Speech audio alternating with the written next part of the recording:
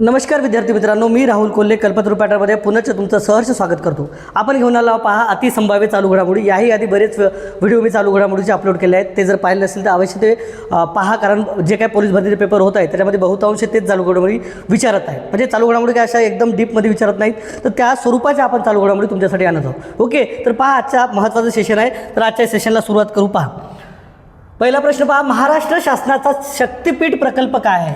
शक्तिपीठ प्रकल्प तर हा जवळपास नागपूरपासून ते गोव्यापर्यंत आहे, जवळपास 856 किलोमीटर. ओके, जे की नागपूर ते गोवा हे अंतर पहिले पार करण्यासाठी 19 ते जवळपास 20 तास लागायचे. तर आता हे पार करण्यासाठी केवळ 8 तास लागतील. लक्षात ठेवा, किती? 8 तास. तर हा जवळपास 12 जिल्ह्याला जोडलेला आहे. किती जिल्ह्याला? 12 जिल्ह्याला.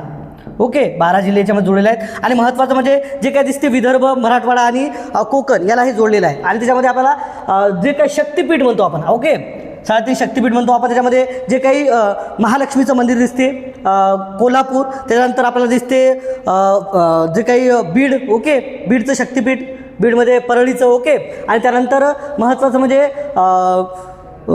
एक आहे पहा 3 द्रुतगती मार्ग, ओके, याला द्रुतगती मार्ग म्हणतात. ते 3 पाय एक महालक्ष्मी मंदिर म्हणू आपण, याला काय म्हणतात? महालक्ष्मी. ओके, महालक्ष्मी हे कुठलं आहे? कोल्हापूर आहे. लक्षात ठेवा, याला म्हणण्यामागचं कारण काय आहे? शक्तिपीठ कोल्हापूर. त्यानंतर तुम्हाला दिसते परळी, परळी, ओके, परळी कुठे? बीड, एक शक्तिपीठ, परळी बीड, ओके, ओके, परळी. आणि त्यानंतर दिसते मला आठवण्यात येणार आता, okay, Tuljapur, Tuljabhavani, Tuljabhavani, Tuljapur, Tuljapur.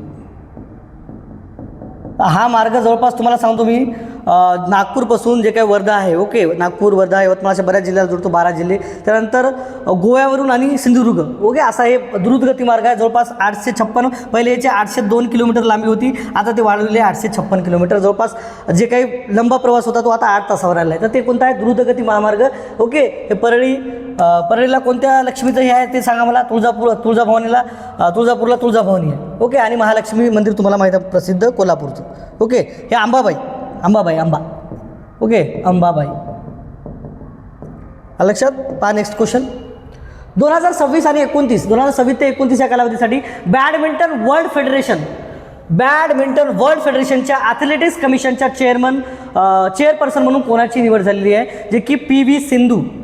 Okay, PV Sindhu ऑलिम्पिकमध्ये मेडल नेलेली. ओके, लक्षात ठेवा. आणि सर्वात म्हणजे उत्कृष्ट भारताची एकमेव अशी आहे की ती जागतिक लेवलला उत्कृष्ट फलंदाज राहिलेली आहे बॅडमिंटनमध्ये. बॅडमिंटन रँकिंगमध्ये ती पहिल्या नंबरला आली होती.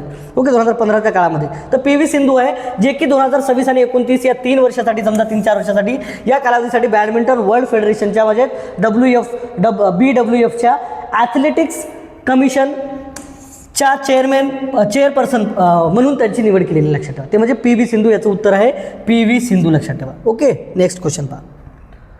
महाराष्ट्रातील पहिले आदिवासी विद्यापीठ कोणत्या जिल्ह्यात आहे? पहिले आदिवासी विद्यापीठ, आदिवासी जिल्हा म्हणलं तर नंदुरबार.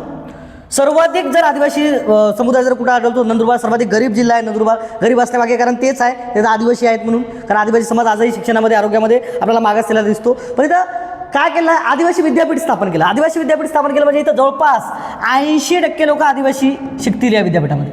बाकी 20% इतरमधले सर्व, ओके, सर्वसाधारणमधले. तर 80% आदिवासीसाठी असेल ते विद्यापीठ स्थापन केलं. लक्षात ठेवा, ते महाराष्ट्रामध्ये नाशिक येथे विद्यापीठ स्थापन केलं. सर्वाधिक आदिवासी म्हटलं तर नंदुरबार, त्यानंतर गडचिरोली, पालघरमध्ये पण आदिवासी समुदाय जास्त आहे. पालघर पण एक राखीव विधानसभेला सीट दिसते तुम्हाला. गडचिरोलीची आहे, नंदुरबारची बी आहे. ओके, 25 सीट आपल्याला दिसतात. तिथं अशा जिल्ह्यामध्ये दिसतात. पालघर आहे. ओके, तरी बहुतांश तुम्हाला काय दिसते? आदिवासी विभाग दिसते. परंतु हे आदिवासी विद्यापीठ कुठं खोललेलं आहे? नाशिकमध्ये. कारण नाशिक विभागामध्ये तुम्हाला काय दिसते? आदिवासी संख्या बहुल दिसते. लक्षात ठेवा. ओके, तर नाशिक म्हणून लक्षात ठेवा. महाराष्ट्राच्या कोणत्या जिल्ह्यात वाढवण बंदर उभारलेले आहे? एकदा पाहू द्या क्वेश्चन बरोबर झाले का? हो. महाराष्ट्राच्या कोणत्या जिल्ह्यात वाढवण बंदर उभारलेले आहे? वाढवण बंदर पालघरमध्ये. लक्षात ठेवा, पालघरमध्ये डहाणू येथे उभारलेले आहे. हे जवळपास भारतातील सर्वाधिक मोठं आहे आणि सर्वाधिक खोल आहे. लक्षात ठेवा. आणि जगातील जे काही टॉप 10चे बंदर येतात त्याच्यामध्ये इथं समावेश झाला. इतकं मोठं आहे. लक्षात ठेवा. ओके, कोणतं? वाढवण बंदर हे महत्त्वाचं. लक्षात ठेवा, हे कुठं उभारलेलं आहे? पालघर या जिल्ह्यामध्ये, डहाणू येथे. लक्षात ठेवा. 2025ची ड्युरंट कप स्पर्धा नॉर्थ ईस्ट युनायटेड FC संघाने जिंकली. सदर स्पर्धा कितव्या क्रमांकाची होती? 134व्या. ओके, 134व्या संघाची होती. जरी कोण जिंकली म्हणून विचारतात तर ती कोणती स्पर्धा? ड्युरंट कप स्पर्धा. त्याच्यामध्ये मी काल बरेच वेळा सांगायला की याच्यामध्ये 2-3 प्रश्न तयार होतात. 134वी जी काही ड्युरंट कप स्पर्धा होती पुढीलपैकी कोणत्या संघाने जिंकली, किंवा संघाचं नाव देतील. FC संघाने, युनायटेड FC संघाने 134 स्पर्धा जिंकली. त्या स्पर्धेचं नाव काय होतं? तर ड्युरंट कप स्पर्धा.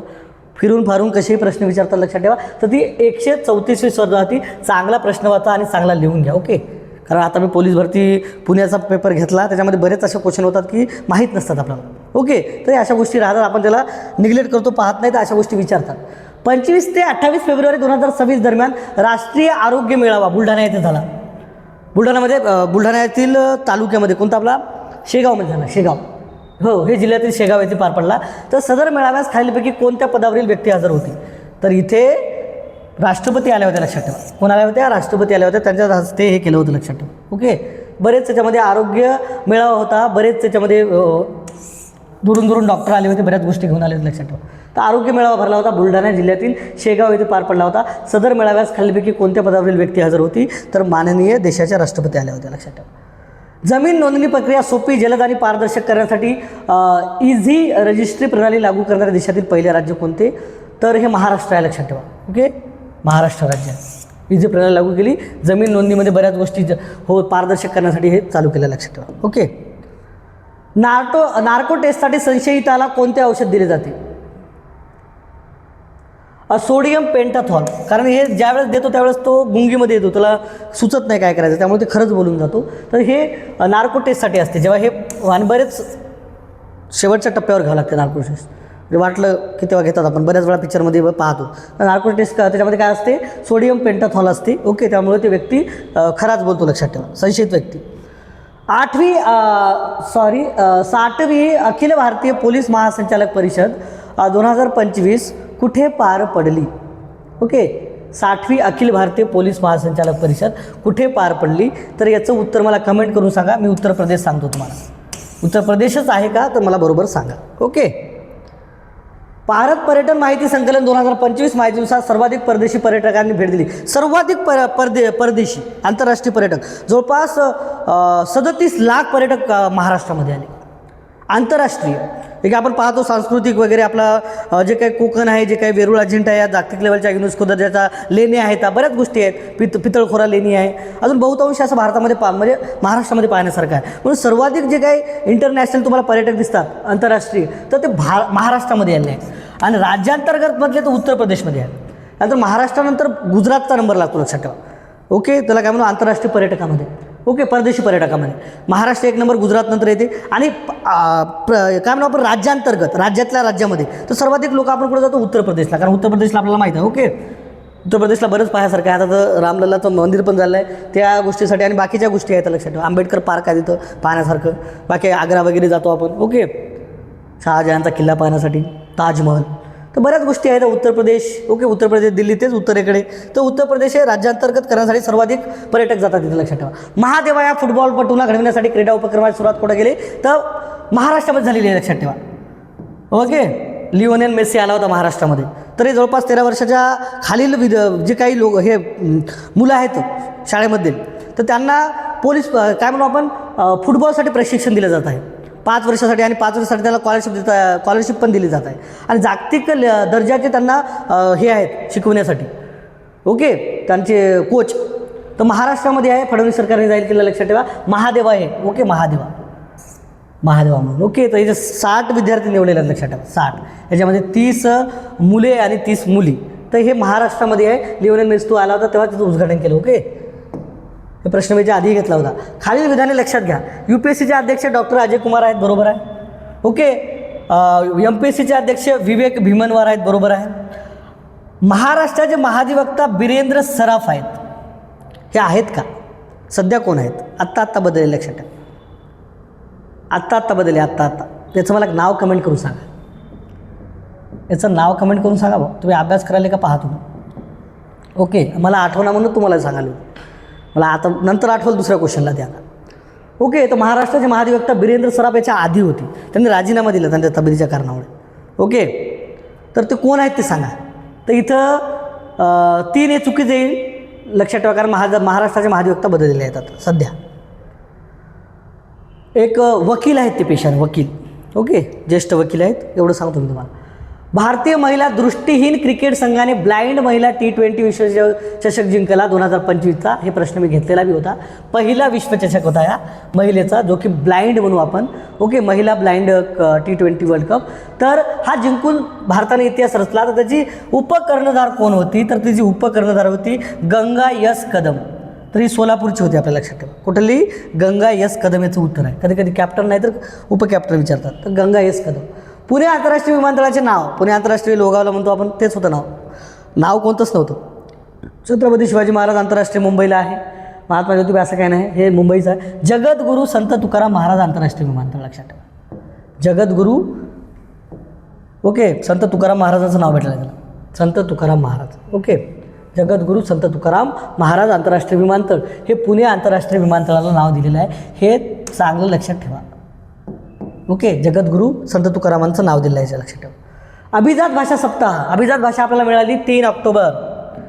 याच्यावर प्रश्न घेतलेला आहे मी. 3 ऑक्टोबर 2024ला काय म्हणू आपण, आपल्या महाराष्ट्राची बोलीभाषा मराठी हिला अभिजात भाषेचा दर्जा मिळाला.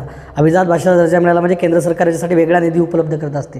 आणि ज्यावेळेस मराठीला मिळाला तेव्हा पालीला, प्राकृतला पण मिळाला, ओके. आसामी आणि हिला पण मिळाला, लक्षात ठेवा, ओके. त्याच आसामी आणि बंगालीला अशा 5 भाषेला मिळाला. त्याच्यामध्ये आपली मराठी होती. तर तो सप्ताह साजरा केलेला आहे 3 ते 9 ऑक्टोबर. 3 ते 9 ऑक्टोबर हे प्रश्न विचारतात की काय म्हणू आपण याला, अभिजात भाषा सप्ताह कधी साजरा करण्याचा निर्णय महाराष्ट्र सरकारने केला. ज्या दिवशी आपलं महाराष्ट्र म्हणजे मराठी भाषा अभिजात झाली, ओके, अभिजात भाषा केंद्र सरकारने दिलेला दर्जा, त्याच दिवसापासून तो जवळपास 9 तारखेपर्यंत ओके, 7 दिवस 3 ते 9 ऑक्टोबरपर्यंत केला गेला. कारण 3 या तारखेला आपण आता काय करायला माहिती आहे का, मराठी अभिजात भाषा दिन साजरा करायला. 3 ऑक्टोबरला मराठी अभिजात भाषा दिन. याच्यावर प्रश्न विचारू शकता. मराठी अभिजात भाषा दिन, ओके, मराठी अभिजात भाषा दिन, हे लक्षात ठेवा. मराठी दिन आपल्याला माहीत आहे, ओके, जे काही 27 फेब्रुवारी कुसुमाग्रज यांची जयंती, ओके. नेक्स्ट पहा, डॉक्टर M.S. स्वामीनाथन, कारण कृषी याच्या संबंधित आहे, कृषी क्रांतीशी, लक्षात ठेवा, ओके. Doctor M.S. स्वामीनाथन यांच्या जन्मशताब्दी वर्षानिमित्त 100 वर्ष व्हायला त्यांना, त्यानिमित्त कोणता शाश्वत शेती दिन म्हणून साजरा केला? शाश्वत शेती दिन तो आहे पहा 7 ऑगस्ट. हा त्यांचा जन्मदिवस आहे. 7 ऑगस्ट आता काय साजरा होईल? शाश्वत शेती दिन म्हणून साजरा होईल, लक्षात ठेवा, ओके. 7 ऑगस्ट काय? 7 ऑगस्ट शाश्वत शेती दिन. कोणाचं? Doctor M.S. स्वामीनाथन यांच्या जन्मशताब्दीनंतर, ओके. विद्यमान संजय मल्होत्रा RBIचे कितवे गव्हर्नर आहेत? 26वे आहेत, 26वे, ओके. कोण आहेत? 26वे आहेत सध्या विद्यमान संजय मल्होत्रा, ओके. शक्तिकांत दास हे 25वे होते, 25वे शक्तिकांत दास, सर्वाधिक काळ, ओके. 6 वर्ष राहिले शक्तिकांत दास. 3 वर्षासाठी नेमणूक केली आहे यांची, लक्षात ठेवा. शक्तिकांत दास होते पहिले 25वे. आता कोण आहे 26वे? संजय मल्होत्रा. कितवे आहेत? 26वे, ओके. 27-28 झालेत नाही ना अजून. स्वच्छ सर्वेक्षण 2025 भारतातील सर्वात स्वच्छ शहर, सलग 8 वेळा इंदूर, सलग 8 वेळा. सुरत हे औद्योगिकीसाठी, कापड उत्पादनासाठी प्रसिद्ध आहे. नवी मुंबई, सुरत 2 नंबरला, लक्षात ठेवा. इंदोर सलग 8 वर्ष झाले, सलग 8 वर्ष 1 नंबरवर आहे, सलग 8 वर्षे इंदोर आहे. 2 नंबरला तुम्हाला दिसते सुरत, ओके. 3 नंबरला दिसते विशाखापट्टणम, आपलं नवी मुंबई, आणि 4 नंबरला दिसते विशाखापट्टणम, ओके, आंध्र प्रदेश म्हटलं. तर याच्यामध्ये काय आहे? स्वच्छ सर्वेक्षण 2025 भारतातील सर्वात स्वच्छ शहर कोणते? ते इंदूर हे इंदोर म्हणू आपण त्याला, ओके, मध्य प्रदेशमधलं. तर सर्वाधिक स्वच्छ शहर आहे एकदम, म्हणजे जवळपास 8 वर्ष झाले, म्हणजे सलग 8 वर्ष झाले तोच आहे टॉपवर, ओके. त्यानंतर सुरत पण एक आहे. त्यानंतर आपल्या महाराष्ट्रातील नवी मुंबई येते 3मध्ये, लक्षात ठेवा. आणि विशाखापट्टणम हे टॉप 4चे आहेत, लक्षात ठेवा. तर 2चा विचार किंवा महाराष्ट्राचा विचारू शकतात. नवी मुंबई 3 नंबरला आहे सध्या स्वच्छतेमध्ये. स्टारलिंक सोबत करार करणारे भारतातील पहिले राज्य कोणते? Starlink, Maharashtra, okay. कोणते आहे? महाराष्ट्र राज्य आहे स्टारलिंक सोबत करार करणारे, ओके. नेक्स्ट क्वेश्चन पहा. भारतातील पहिले EV सोलर चार्जिंग स्टेशन कुठे सुरू करण्यात आले आहे? मुंबईमध्ये. कुठे? मुंबईमध्ये EV स्टेशन सुरू, म्हणजे काय म्हणू आपण, EV सोलर चार्जिंग स्टेशन सुरू केलं आहे चार्जिंगसाठी. ओके, मुंबईमध्ये. ओके, अजून एक सबस्क्राईब केलं असेल तर करून घ्या ना भाऊ. ओके, व्हिडिओ आवडले तरच करा, नाहीतर असं बी करू नका. व्हिडिओ आवडले तर तुम्ही सबस्क्राईब करा, तुमच्या मित्राला शेअर करा, त्यांनाही सांगा बरं. ओके, कारण आपण चालू घडामोडी तुमच्या फायद्यासाठी घेऊन येत आहोत. युनेस्कोच्या क्रिएटिव्ह सिटी या यादीमध्ये कोणत्या शहराचा समावेश करण्यात आला आहे? युनेस्कोच्या क्रिएटिव्ह सिटी कोझिकोड याचा आपण समावेश केला, लक्षात ठेवा. ओके, युनेस्कोच्या क्रिएटिव्ह सिटी या यादीमध्ये कोणत्या शहराचा आपण समावेश केला? तर कोझिकोड या शहराचा समावेश केलेला आहे. बुद्धिबळ विश्वचषक 2025चा यजमान देश कोणता आहे? ओके, भारत आहे, लक्षात ठेवा. कोण आहे? भारत आहे. बुद्धिबळ विश्वचषक 2025चा यजमान देश. 2024चा JNG हे आंदोलन कोणत्या देशात झाले? हे कधी बांगलादेश आणि नेपाळमध्ये झालं, लक्षात ठेवा. नेपाळमध्ये विद्यार्थी आले होते रस्त्यावर. बांगलादेशचं बी सरकार बदललं, नेपाळचंही बदललं.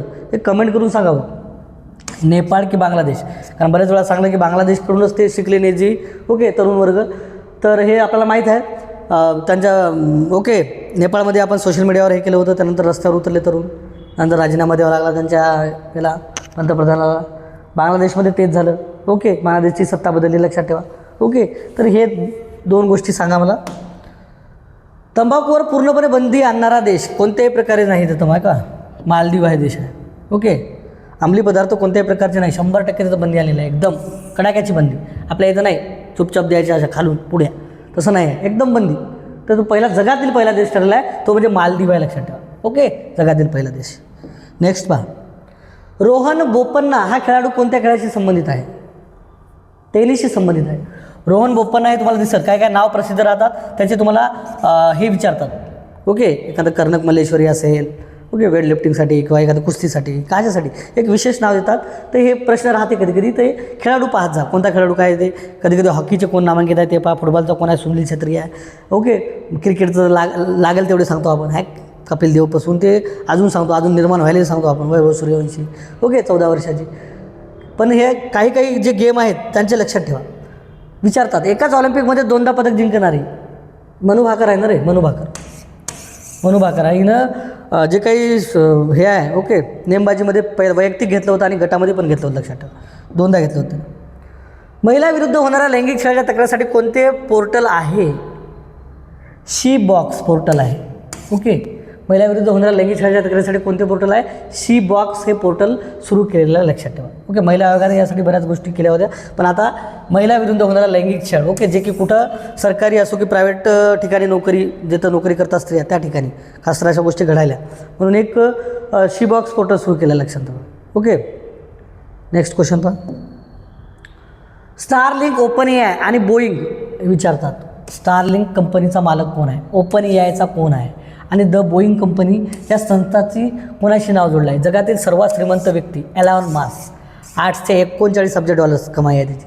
त्याच्या खाली दुसरा जो आहे तो डायरेक्ट लॉरी पेज काय आहे, ओके, सहसंस्थापक गुगलचा, डायरेक्ट 500 कमी आहे याच्यापेक्षा अब्ज डॉलर. एवढा एलॉन मस्क श्रीमंत आहे. टेस्ला पण त्याची कंपनी आहे, इलेक्ट्रिक कार बनवते ती. महाराष्ट्रात एकूण किती युनेस्को वारसास्थळ आहे? महाराष्ट्रामध्ये 7 आहेत, लक्षात ठेवा. वेरूळ अजिंठा आहे. ओके, त्यानंतर आपल्याला दिसते CST वगैरे असे बरेच आहेत. ओके, आता छत्रपती शिवरायांच्या 11 किल्ल्याला आणि एक जिंजी ते 12 किल्ल्याला जवळपास आपण संयुक्त राष्ट्र युनेस्कोनं दर्जा दिलेला. असे 7 आहेत, लक्षात ठेवा. सर्वाधिक म्हणलं तर कुठं आहेत? याच्यामध्ये आहेत तामिळनाडूमध्ये 9 आणि सर्व जवळपास 98वर आकडा गेला आहे. महाराष्ट्र म्हणजे भारतातली सर्वाधिक युनेस्को वारसास्थळे. तर महाराष्ट्रामध्ये 7 आहेत, लक्षात ठेवा. किती आहेत? 7 आहेत. वेरूळ अजिंठा वगैरे, एलोरा म्हणतो आपण, एलोरा. ओके, CST आहे. स्वच्छ वायू सर्वेक्षण 2025 महाराष्ट्रातील कोणत्या शहराने श्रेणी 2 मध्ये प्रथम क्रमांक पटवला? पुणे. पुणे असावे, हे काहीतरी मिस्टेक झाली, लक्षात ठेवा. पुणे आहे, लक्षात ठेवा. ओके, तर स्वच्छ वायू सर्वेक्षण 2025 महाराष्ट्रातील कोणत्या शहराने श्रेणी 2 मध्ये? पुणे नाही रे, पुणे 10 लाखामध्ये येते ना यार, 10 लाख शहरामध्ये येणार.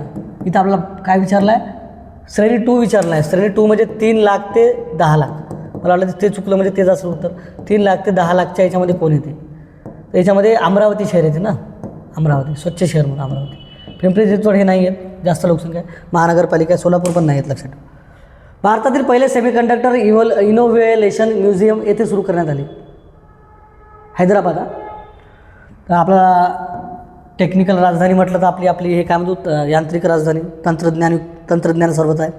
ओके, जसं की आपण पाहतो इस्रोचं मुख्यालय बँगलोरला, तर बँगलोर आपण संपतो बेंगळुरू तर नाही, तर इथं जे काय सेमीकंडक्टर इव्हॅल्युएशन म्युझियम आहे तर हे हैदराबादमध्ये उभारलेलं लक्षात ठेवा. ओके, हैदराबाद याचं उत्तर आहे. नेक्स्ट क्वेश्चन पहा. सुलतान अस्लन शाह हॉकी चषक 2025चा विजेता कोण आहे? कमेंट करा मला, कमेंट. ओके. देशातील पहिला काचेचा पूल कन्याकुमारी. कुठे आहे? कन्याकुमारी देशातील पहिला काचेचा पूल. जेरुसलेम ही कोणत्या देशाची आहे? जेरुसलेम सर्व प्रकरण गाजाला येणार आहे आपलं इस्रायल. तेहरान म्हणलं तर इराणची, इराक बगदाद. ओके, काय आहे? इस्रायलची राजधानी आहे Jerusalem. Okay, Israel. Okay, Tehran म्हणलं तर इराणची तेहरान. 2026च्या महिला महाराष्ट्र केसरी विजेत्यास कोणती गाडी मिळणार आहे? महिला विजेत्यास कोणती गाडी आहे? किया सोनेट ही लक्झरी कार एकदम. ओके, आणि एक चांदीचा मानद गदा पण मिळत असते. आणि जे काय उपविजेता आहे त्याला बुलेट भेटणार आहे, बुलेट. इथं विजेता तर विचारलं, विजेत्यास कोणती गाडी मिळणार आहे? किया सोनेट ही गाडी मिळणार आहे, लक्षात ठेवा. ओके, 2026च्या महिला महाराष्ट्र केसरी विजेत्यास महिला आणि त्या विजेत्यास काय मिळत असतो? चांदीचा गदा मिळत असतो, तो मानस गदा असतो, तो मानाचा. तर किया सोनेट आहे. पहा, आपण जवळपास किती 35 क्वेश्चन घेतले. तर अजूनही चॅनलला सबस्क्राईब केलं नसेल तर करून घ्या, नवीन व्हिडिओ मिळवा. आजचं बरंच लेक्चर फास्ट ट्रॅक घेतलं, कारण फास्ट ट्रॅक म्हणजे आज तुमचे पेपर आहेत, तुम्हाला फक्त चालू घडामोडी माहीत पाहिजे ना. ओके, याच्या आधी मी GSचे क्वेश्चन म्हणजे GSचे बरेच लेक्चर घेतलेले आहेत. अजून तुमची काही डिमांड असेल, कारण कमी वेळात बऱ्याच गोष्टी करायच्या आहेत. काही कमेंटमध्ये यायला की सर हाजीला घ्या, त्यावर तो घ्या, काही वेळा होईना तो माझ्याच्यानं.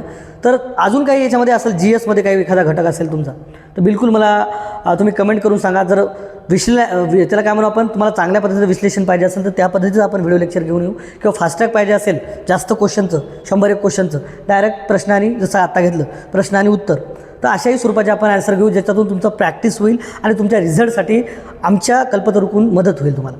कारण तुम्ही ओके तशा स्वरूपाचं तुम्ही सांगा. ओके, त्यासाठी आपण राज्यघटना म्हणू किंवा पंचायत राज, इतिहास, भूगोल असा कोणताही घटक, विज्ञान, तर तुम्ही नक्की सांगा कमेंट करून. त्यावर आपण नक्की व्हिडिओ बनवण्याचा प्रयत्न करू. चालू घडामोडीबद्दल तर आपण घेतच आहोत. ओके, तसं आपण अजून एक महत्त्वाचं म्हणजे दररोजच्या चालू घडामोडी घेत आहोत. त्याच्यामध्ये 20 मार्च 21 मार्चची घेतली, आज 22 मार्च आहे. ओके, 22 मार्चचा व्हिडिओ तुम्हाला लवकरच मिळेल. तर चला, तर कल्पतरूशी जोडून राहा, व्हिडिओ पहा, लाईक करा, सबस्क्राईब करा आणि आपल्या मित्राला शेअर करा. धन्यवाद. रजा घेतो.